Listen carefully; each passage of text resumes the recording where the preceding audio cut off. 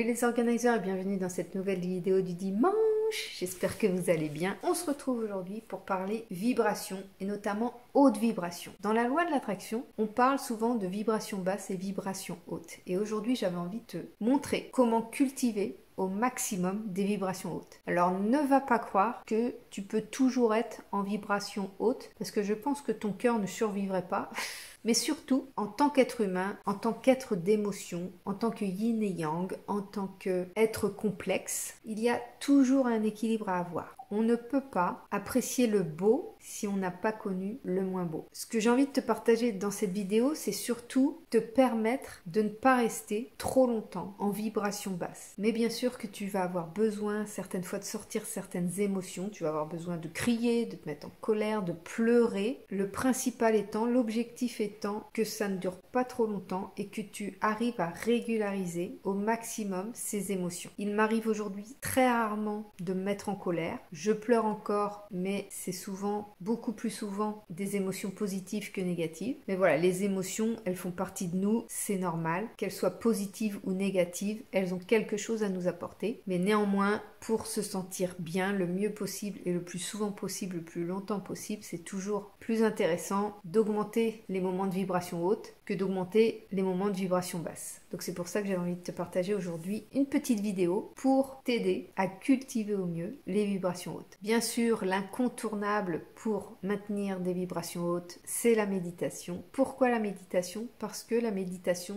te permet de réguler ton système nerveux par la pratique de la respiration consciente qui permet de calmer ton esprit et de te connecter à ton moi intérieur. Tu n'as pas forcément besoin de faire 1 heure, 2 heures de méditation par jour, même si ça peut avoir des bénéfices incroyables de faire une longue durée de méditation. Alors moi, quand je parle de méditation, c'est pas des méditations guidées, c'est des méditations dans le silence où on écoute seulement sa respiration. Je trouve que c'est vraiment ce qu'il y a de plus efficace en termes de méditation. Mais bien sûr que je sais qu'il y en a beaucoup qui écoutent des méditations guidées. Voilà, moi je suis plus du tout fan. Mais après, c'est vraiment chacun son besoin, chacun son ressenti. Le principal, c'est de retrouver le calme et la sérénité par la méditation. Il y a bien évidemment la gratitude. On ne peut pas vibrer haut ou être heureux ou se sentir bien si on ne fait pas un minimum preuve de gratitude. Si on n'apprécie pas un minimum ce qu'on a. Si on n'apprécie pas un minimum qui on est. Si on n'apprécie pas un minimum notre environnement, ce qui nous entoure, ce qu'on a réussi à atteindre comme objectif, ce qu'on arrive à faire. Enfin, tout peut être source de gratitude. Même quand on a l'impression de vivre la pire des galères, le simple fait d'être vivant et de respirer t'amène la preuve que ce que tu vis actuellement, tu peux le surmonter. Il n'y a qu'une fois que tu seras mort que tu pourras plus rien y faire. Donc tant que tu es en vie, tu peux avoir de la gratitude pour tout un tas de choses. Le fait de pratiquer la gratitude va orienter ton esprit vers un maximum de positif et donc forcément va augmenter ta vibration. Il y a également la respiration consciente. La respiration consciente, moi j'ai tendance à l'allier avec la méditation parce que quand on a les pensées qui nous traversent, revenir à sa respiration permet de laisser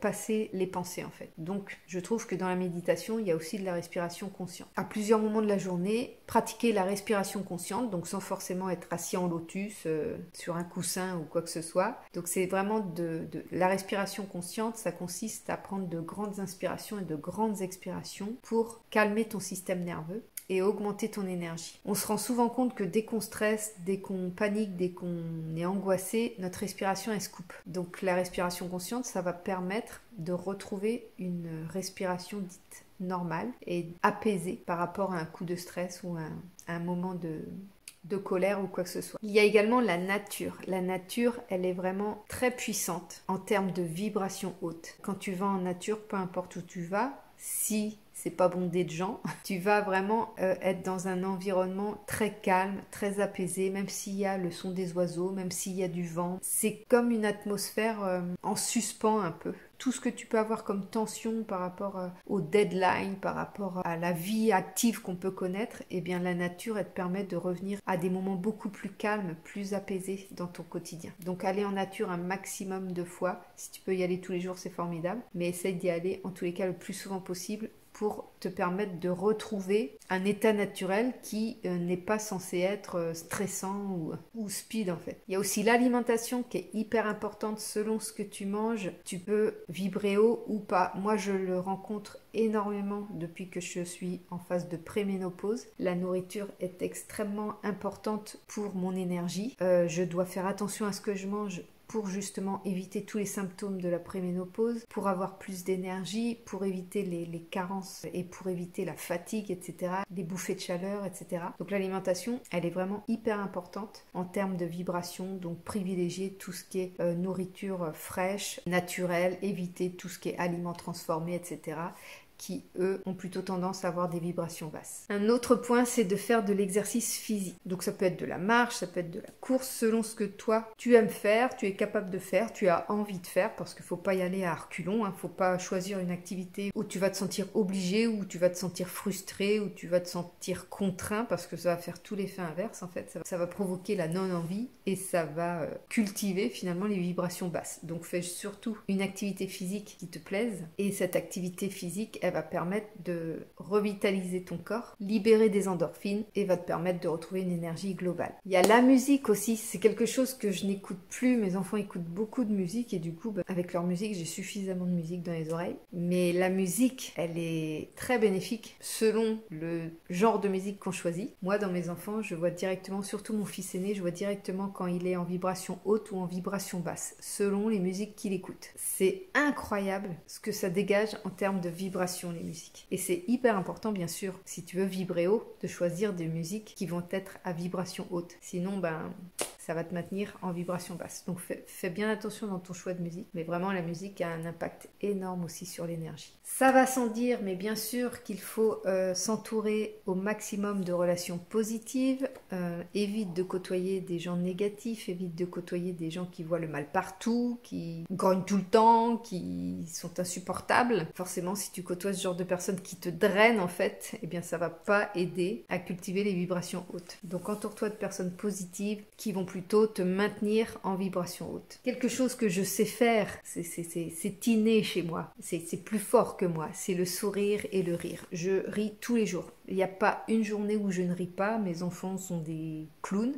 mon mari est un clown, je ris tout le temps. Donc le rire, le sourire. Et il y a des fois, bien sûr, que je vais moins bien, il y a des fois, j'ai pas le moral et je me force à sourire. Quand je fais ma méditation, je me force à sourire. Et ça change l'énergie. Essaye ça. Si t'es quelqu'un qui n'a pas l'habitude de sourire ou quelqu'un qui parfois n'a pas le sourire parce que y a une mauvaise nouvelle ou parce que quoi que ce soit, souris. Ne serait-ce que sourire. Ça change toute ton énergie. Il y a d'ailleurs des profs de yoga du rire, je crois, qui existent. J'en suivais une sur les réseaux il n'y a pas si longtemps, je la vois plus en ce moment. Je sais pas si elle continue ses vidéos, mais en tous les cas, voilà, elle partageait le yoga du rire et donc elle se mettait devant sa caméra, elle se mettait à rire et du coup, toi, tu es en face de sa caméra et tu commences à sourire et tu finis par rire avec elle. Et moi, les personnes qui me côtoient, quand je me mets à rire, en général, je fais rire toute la galerie. J'ai un rire communicatif, comme on me dit. Le rire est vraiment très bénéfique et c'est comme une énergie en vibration haute instantanée. On voit des vidéos des fois de gens, des caméras cachées où il y a une personne qui se met à rire.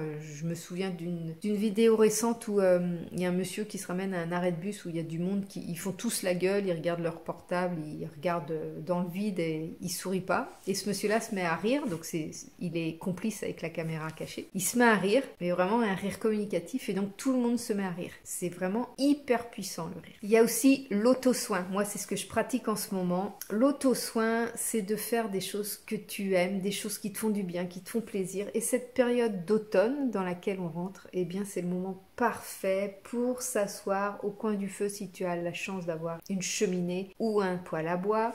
Tu prends un bon livre, tu te mets sous un plaid, enfin des petits moments cocooning comme ça où tu prends soin de toi, tu te prends un bain, tu te fais plaisir, tu te fais une petite activité plaisir. L'autre jour, je suis allée me faire un massage avec mon chéri et c'était hyper agréable. C'est vraiment des moments où tu augmentes tes vibrations indéniablement. Donc voilà, je t'ai partagé 10 pratiques pour augmenter tes vibrations. Dis-moi en commentaire s'il y en a certaines que tu pratiques déjà et si tu arrives à être plus souvent en vibration haute ou en vibration basse, ça m'intéresse de le savoir.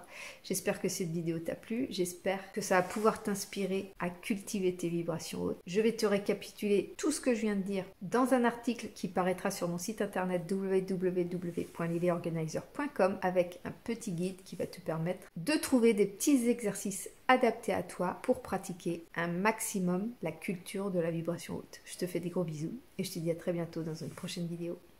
Salut!